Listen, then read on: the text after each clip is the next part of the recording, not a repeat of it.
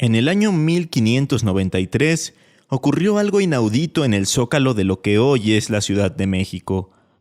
Apareció de forma extraña y sorpresiva un soldado que supuestamente minutos antes se encontraba a 14,000 kilómetros de distancia, en Filipinas. Vamos a conocer la historia.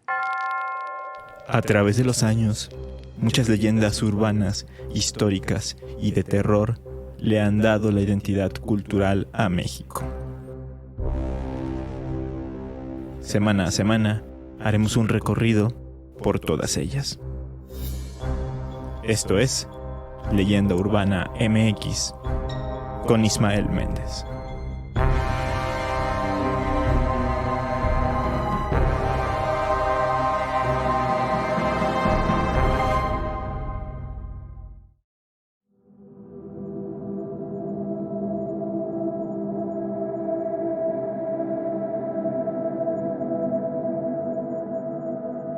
Corría la mañana del 25 de octubre de 1593 en la Nueva España, cuando en la Plaza Mayor apareció un soldado con fusil al hombro que lucía muy diferente a los que se solían ver en la región, pues este portaba un uniforme como el que se usaba en las Islas Filipinas, que también eran una colonia española por aquel entonces.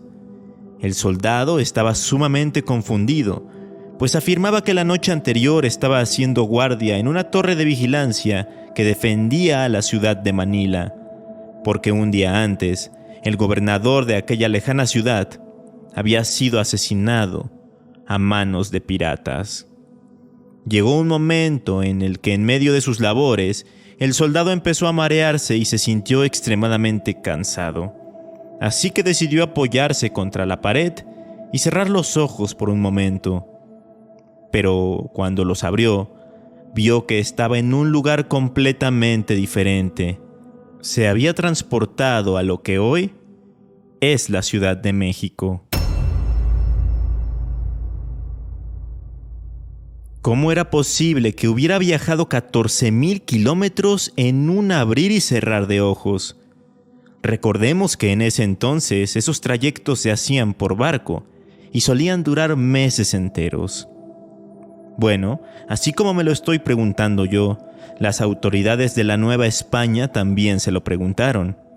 Resultaba algo tan increíble y tan impactante que incluso el Tribunal de la Santa Inquisición tomó cartas en el asunto y, después de hacer algunas averiguaciones, determinó que el soldado había viajado de forma tan repentina e inesperada por obra del mismísimo Lucifer.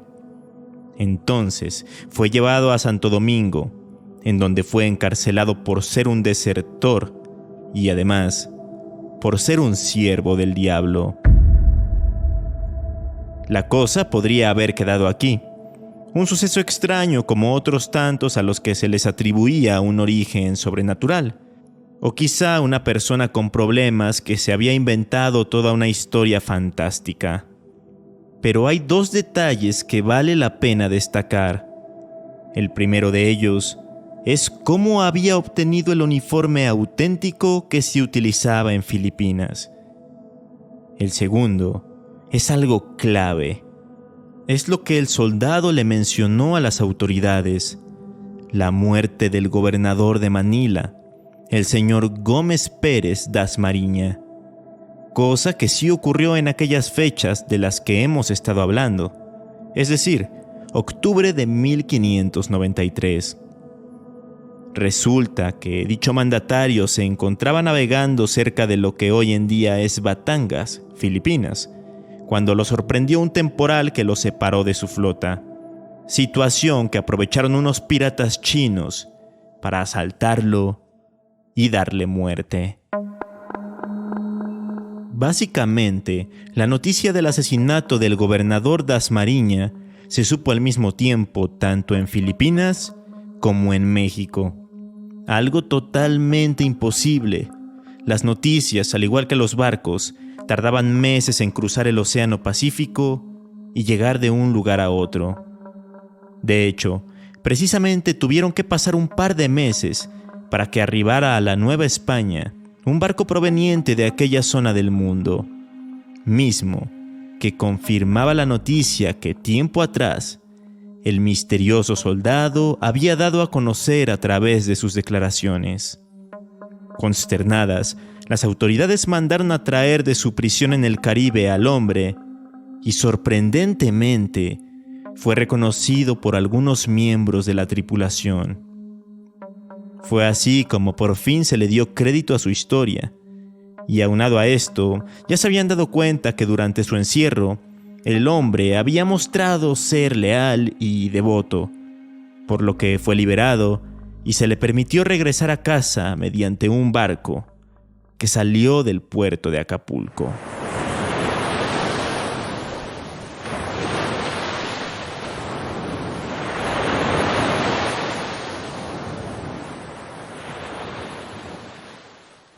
Esto que les acabo de contar ha sido referenciado en varias ocasiones y con distintas versiones a lo largo del tiempo y por varios cronistas. Por ejemplo, Luis González Obregón habló de él en su libro México Viejo, Noticias Históricas, Tradiciones, Leyendas y Costumbres, publicado en el año 1900. En él menciona lo siguiente respecto a lo inaudito del caso. Ciertamente, en aquella época en que el cable submarino ni aún se soñaba, fue sorprendente que en la misma fecha en que se verificó el suceso, se haya sabido desde una distancia tan grande como la que separa a México de las Islas Filipinas.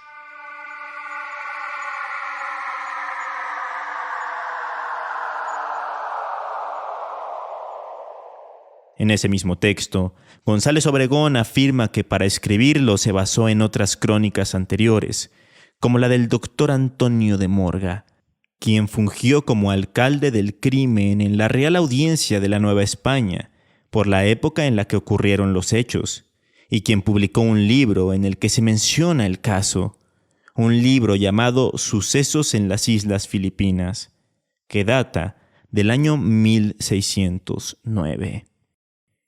Otro personaje que habló del aparecido del Zócalo fue Fray Gaspar de San Agustín, un religioso e historiador español quien en el año 1698, a poco más de un siglo de que ocurriera la historia, escribió el texto Conquista de las Islas Filipinas. Ahí, él habla del enigma como un producto de brujería y prácticas satánicas. El mismo día que sucedió la tragedia de Gómez Pérez, se supo en México por arte de Satanás, de quien, valiéndose de algunas mujeres inclinadas a semejantes agilidades, trasplantaron a la Plaza de México a un soldado que estaba haciendo posta una noche en una garita de la muralla de Manila. Pero el Santo Oficio de la Inquisición de aquella ciudad le mandó volver a estas islas, donde le conocieron muchos que me aseguraron la certeza de este suceso.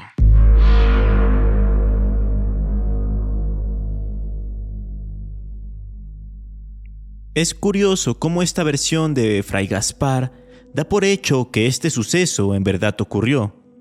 Y por otro lado, no se habla de que hayan encarcelado al soldado, sino que simplemente lo regresaron a Filipinas después de la audiencia en el Tribunal de la Santa Inquisición. En fin, posteriormente el caso fue retomado por el norteamericano Thomas Allibone Jambier en su obra La leyenda del espectro viviente, que data de 1908. Ahí, él menciona por primera vez el supuesto nombre del soldado, pues se refiere a él como Gil Pérez. Pero aquí se percibe que todo lo que se mencionó antes ya estuvo mezclado con algo de ficción, y la narración de Thomas se parece más a un cuento que a una crónica. Debido a la variedad de versiones que existen, a los diferentes datos y detalles que van cambiando con cada texto y con cada autor, algunos dicen que todo esto es una simple leyenda, pero otros creen que en verdad sucedió y tratan de darle alguna explicación al extraordinario suceso. Pasa que este no es el único caso que se ha reportado en el mundo y en la historia. Otras personas, además de Gil Pérez, han experimentado la llamada teletransportación o teleportación. Ya saben, este hipotético proceso que consiste en mover objetos o partículas de un lugar a otro de forma instantánea.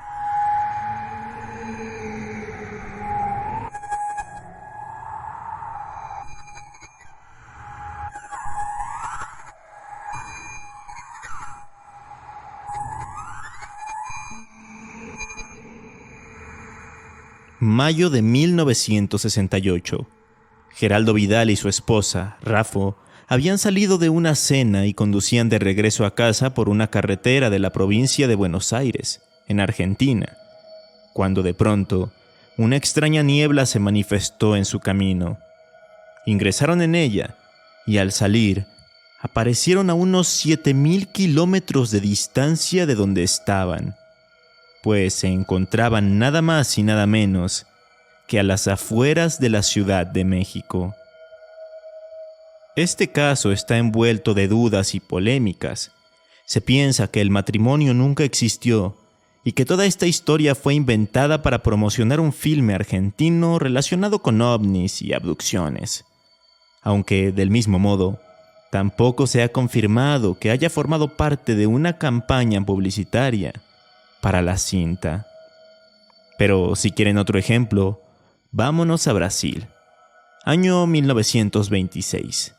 El médium físico Carmín Mirabelli se disponía a abordar un tren en la ciudad de Sao Paulo, cuando de la nada, y ante la mirada atónita de sus conocidos y de otras personas que se encontraban en la estación, se desvaneció en el aire.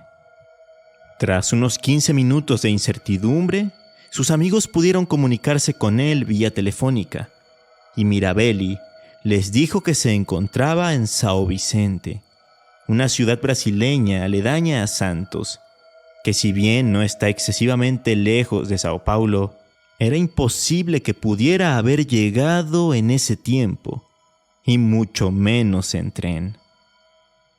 Algo más reciente, en 2016, un hombre inglés iba a visitar a su madre, por lo que se subió a su vehículo y empezó a conducir. Era un viaje sumamente corto, pero de pronto ese recorrido de rutina se tornó muy peculiar. El involucrado recuerda haber detenido su auto por un momento, solo para después ver por la ventanilla que el paisaje había cambiado. Ahora estaba rodeado de montañas y hacía mucho frío. Se había transportado casi de forma inmediata a la Patagonia Argentina. Y así como estos, han ocurrido algunos cuantos casos más alrededor del mundo, pero ninguno tan misterioso, tan antiguo ni tan sorprendente como el del supuesto Gil Pérez, el soldado que se transportó de Filipinas a México en el lejano año de 1593.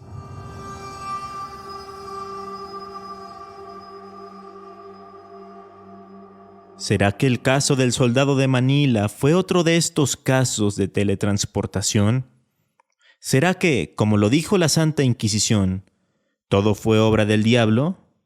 ¿Vivimos en una simulación y estos casos son errores de la misma? ¿O todo esto será solo una ficción que se creyó por aquella época y que se fue retomando cada cierto tiempo en escritos y documentos históricos? Hasta la fecha, sigue siendo un misterio. Pero si ustedes tienen alguna teoría o alguna opinión al respecto, me la pueden hacer llegar a través de redes sociales. Me encuentran como Leyenda Urbana MX en Facebook e Instagram. Mientras lo hacen, yo me despido de este episodio y de este caso tan extraordinario, esperando que lo hayan disfrutado mucho. Nos escuchamos este mismo jueves con algunas otras historias y leyendas. Hasta entonces.